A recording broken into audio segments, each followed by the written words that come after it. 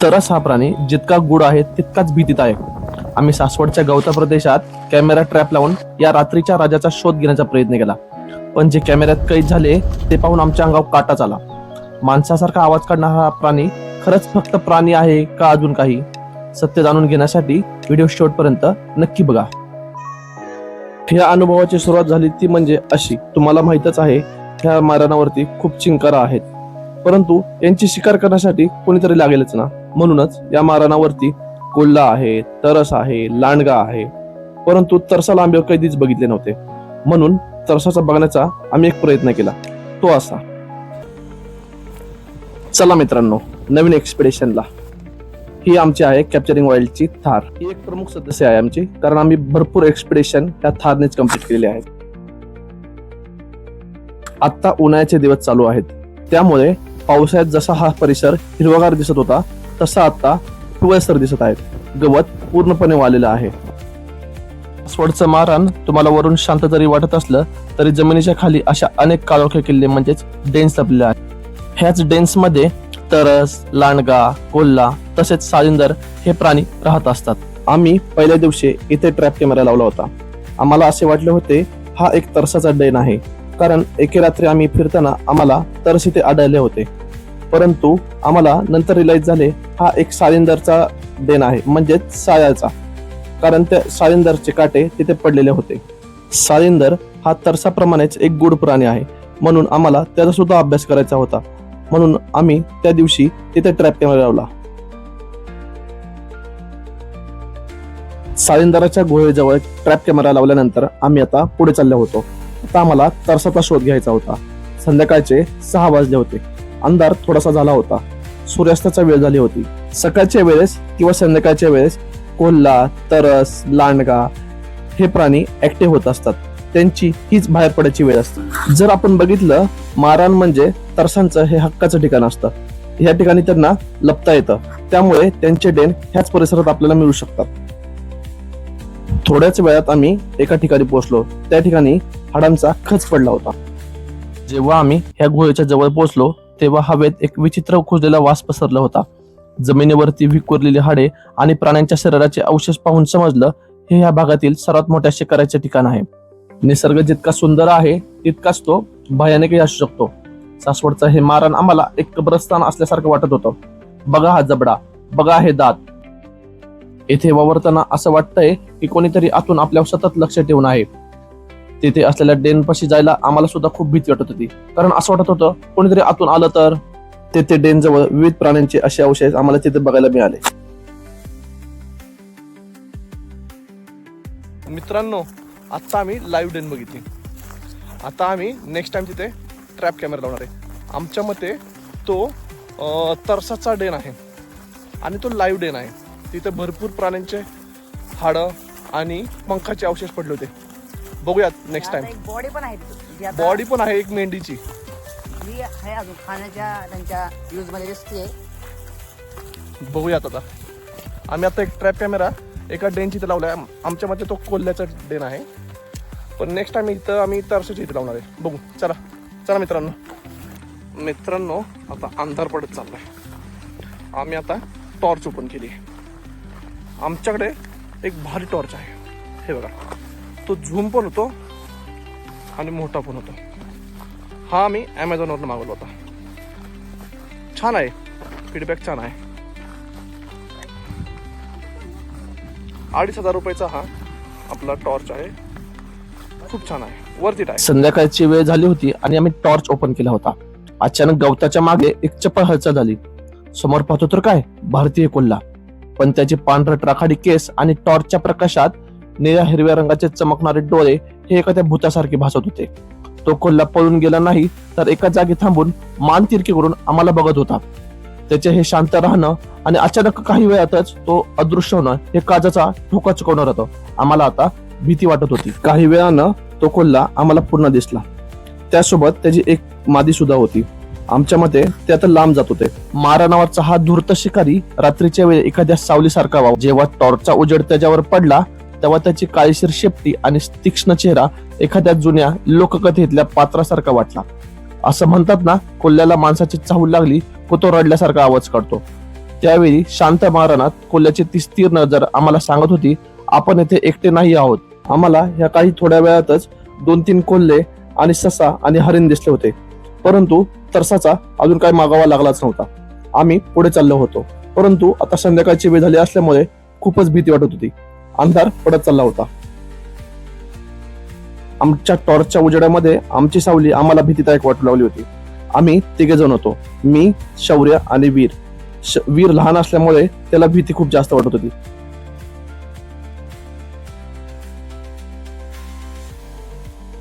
गेल्यानंतर आम्हाला कोण दिसलं तर तो ससा. लोक म्हणतात ससा भित्रा असतो, पण या रात्रीच्या अंधारात हाच ससा आम्हाला घाबरत होता. टॉर्चच्या प्रकाशात त्याचे डोळे रक्तासारखे लाल दिसत होते. आम्ही जसे जवळ गेलो तसा तो पळून जाण्याऐवजी तिथेच थांबला, जणू काही तो आम्हाला घरी जाऊन देत नव्हता. सासवडच्या मारणात रात्रीचे दिसतं ते कधीच साधं नसतं. आम्हाला आता भीती होती ती चकवा लागण्याची. आम्हाला चकवा लागेल असं वाटत होतं. आता आम्ही अंधारात पुढे पुढे चाललो होतो. आमची गाडी पुढे पार्क केली होती, परंतु गाडी खूप लांब होती. आता आम्हाला जास्तच भीती वाटत होती. आम्हाला अजून एक भीती वाटत होती, ती म्हणजे सापाची, मण्यार सापाची. एक दिवस आम्हाला मण्यार सापाचे इथे दर्शन झाले होते, त्यामुळे मण्यार साप पायाखाली येईल आम्हाला अशी भीती वाटत होती, परंतु तसे काही झालेच नाही. आता आम्हाला थार दिसत होती. थार आता जवळ आली होती, त्यामुळे आता आम्ही सुटकेचा निश्वास सोडला होता. तुम्ही कधी रात्रीच्या वेळी मारणात फिरला आहात का? तुमचा अनुभव कमेंट्स मध्ये नक्कीच सांगा. अशाच थरारक आणि वाईल्ड लाईफच्या व्हिडिओसाठी चॅनलला सबस्क्राईब करायला विसरू नका. व्हिडिओ आवडल्यास लाईक करा आणि तुमच्या धाडसी मित्रांना शेअर नक्कीच करा. आम्हाला ट्रॅप कॅमेरामध्ये काय अलाव आहे हे चेक करण्यासाठी आम्ही सकाळीच मारणात पुन्हा आलो होतो, परंतु मारणात आल्याच आम्हाला चिंकाराचे दर्शन झाले. सासवडच्या मारणामध्ये हजारोच्या संख्येत चिंकारा आहेत, परंतु येथे अभयारण्य का झाले नाही याचे आम्हाला कोडेच पडले होते. मोरेश्वर अभयारण्य सोडून इथे सुद्धा अभयारण्य होऊ शकते असं आम्हाला वाटतं. प्रस्तावित आंतरराष्ट्रीय विमानतळाच्या जवळच ही जागा आहे, त्यामुळे विमानतळ झाल्यानंतर ह्या प्राण्यांचे काय होईल याची आम्हाला चिंता लागून आहे.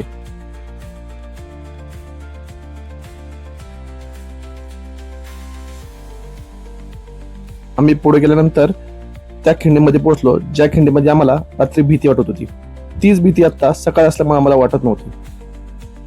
आम्हाला त्या खिंडीमध्ये किंगफिशरचे दर्शन झाले. किंगफिशर म्हणजे मराठीमध्ये खंड्या. चिंकारा हा तृणभक्षी प्राणी आहे. आपल्याला दिसत असेल की येथे पिवळसर गवत मोठ्या प्रमाणात आहे, त्यामुळे चिंकाराचे येथे मोठ्या प्रमाणात वास्तव्य आहे. चिंकारा असेल त्यांना खाणारा म्हणजेच तरस असणारच, त्यामुळे तरसाचा शोध आपण या मारणामध्ये घेत आहोत. आम्हाला मारणावरती इग्रेट पक्ष्याचेच म्हणजेच सामान्य बघायचे पहिल्यांदा दर्शन झाले होते. किडे खायला आला असावा असं आम्हाला वाटते. पिवळसर गवतामध्ये इग्रेट पक्ष्याचे सुंदर असे दृश्य आम्हाला दिसत होते. त्याचा चमकणारा पांढरा रंग पिवळसर गवतामध्ये उठून दिसत होता. आम्ही इग्रेट पक्ष्याचे बराच वेळ निरीक्षण करत होतो, परंतु स्पेशल अशा फुटेज काही आल्याच नव्हत्या. तो फक्त इकडे तिकडे बघत होता आणि किडे टिपण्यात मग्न होता. काही वेळाने आम्ही सालिंदरच्या गुहेजवळ आलो होतो. काल रात्री ट्रॅप कॅमेरामध्ये काय आले आहे हे आम्हाला बघायचे होते. जसं जसं आम्ही जवळ जात होतो तशी आमची उत्सुकता वाढत होती, कारण ट्रॅप कॅमेरा हे आमच्यासाठी खूप महत्वाचे होते. थोड्याच वेळात आम्ही तिथे पोहोचलो. ट्रॅप कॅमेरा अलगदपणे काढला. ट्रॅप कॅमेरामध्ये काय आले आहे हे बघायला आम्ही उत्सुक होतो. ट्रॅप कॅमेरा बघितला, त्यामध्ये आम्हाला असे दिसले तिथे एक सालिंदर राहते. सालिंदराची ती डेन होती, परंतु फुटेज एवढा विशेष नव्हता.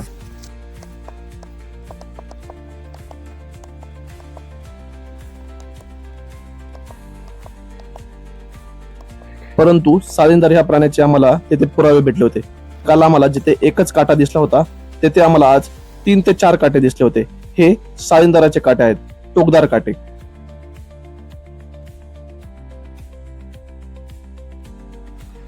हे बघा मित्रांनो, काल तर आपण जो ट्रॅप कॅमेरा लावला ना त्यात हे सायाचे काटे आहेत. काटे 9 वाजताचा पण एक व्हिडिओ आहे. तरसाचे पुढचे पाय हे मागच्या पायापेक्षा लांब असतात, त्यामुळे त्यांची पाठ उतरती दिसते. यामुळे तो थोडा विचित्र चालतो, पण तो तासनतास धावू शकतो. तरसाचा जबडा हा निसर्गातील सर्वात शक्तिशाली जबड्यापैकी एक मानला जातो. तो हाडे सहजपणे चावून चोरा करू शकतो.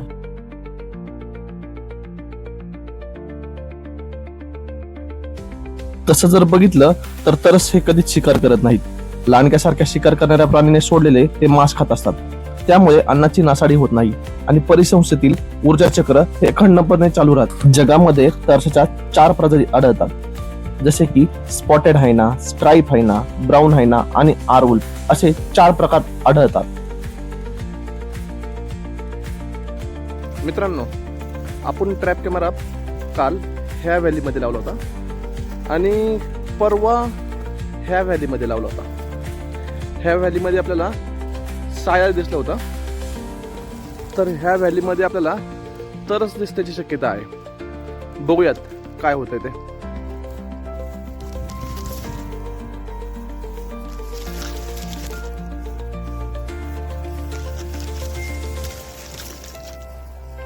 आम्ही पुन्हा तरसाच्या डेनपाशी पोहोचलो होतो. तरसाच्या डेनपाशी ट्रॅप कॅमेरामध्ये काय आलंय हे आम्हाला बघायचे होते.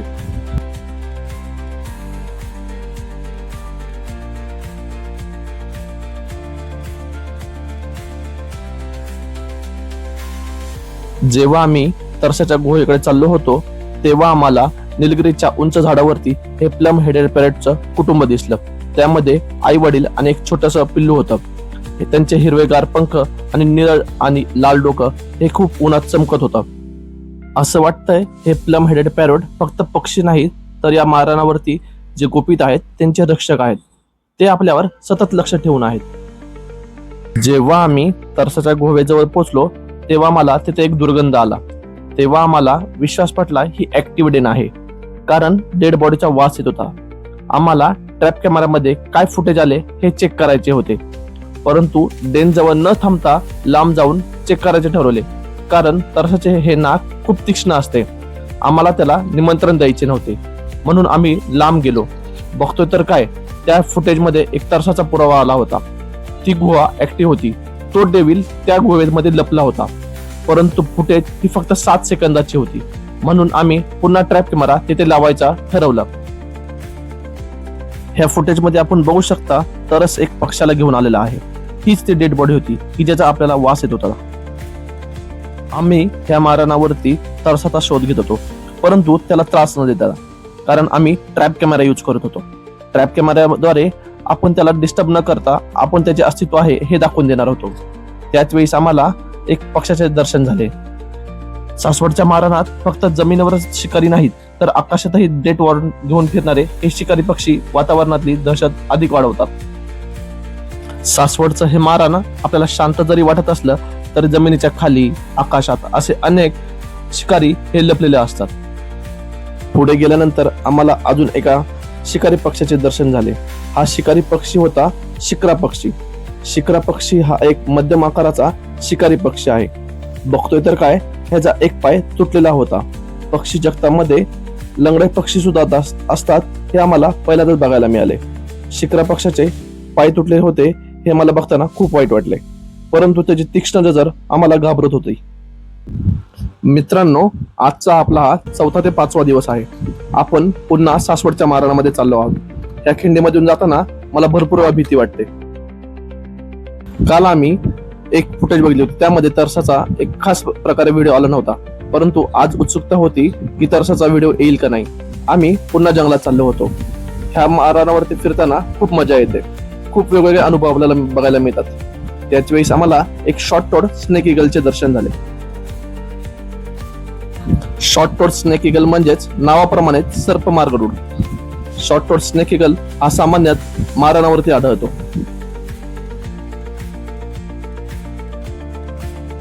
दिवसा हे मारण आपल्याला शांत दिसते, परंतु हे अशांत होते ते रात्री. पुढे गेल्यानंतर आम्हाला हे घुंगूर पाळ्याचे घर दिसले. घुंगूर पाळ्या म्हणजे आपल्या लहानपणीचा सर्वात आवडता किडा. 3 किलोमीटरची पायपीट केल्यानंतर आम्ही थोड्या वेळात तरसाच्या डेन पाशी पोहोचणार होतो. तरसाच्या डेन जवळ पोहोचता आम्हाला अर्धा तास लागला होता. त्यानंतर थोड्याच वेळात आम्ही तरसाच्या डेन जवळ पोहोचलो होतो.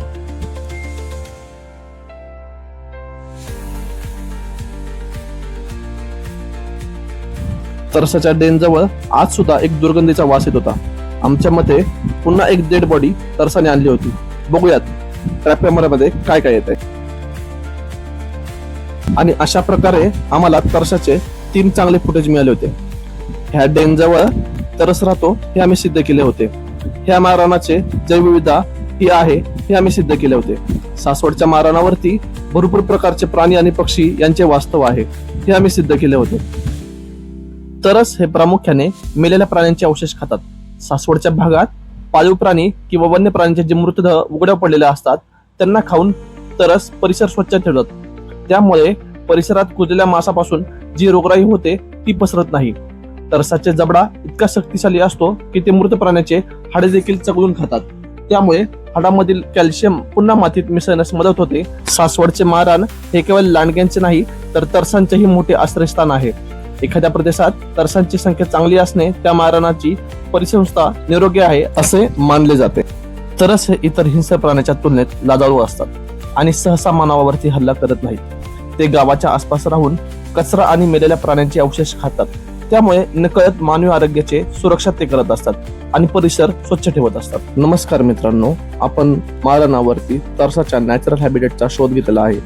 हा नॅचरल हॅबिटेटचा शोध घेताना आपण ट्रॅप कॅमेराचा वापर केलेला आहे. ट्रॅप कॅमेराचा वापर केल्यामुळे आपण तरसाला त्रास न देता त्याचा अभ्यास आपण केलेला आहे. त्यामुळे ट्रॅप कॅमेरा हा एक उपयुक्त डिव्हाइस आहे, त्याचा आपण वापर केला पाहिजे असे मला वाटते.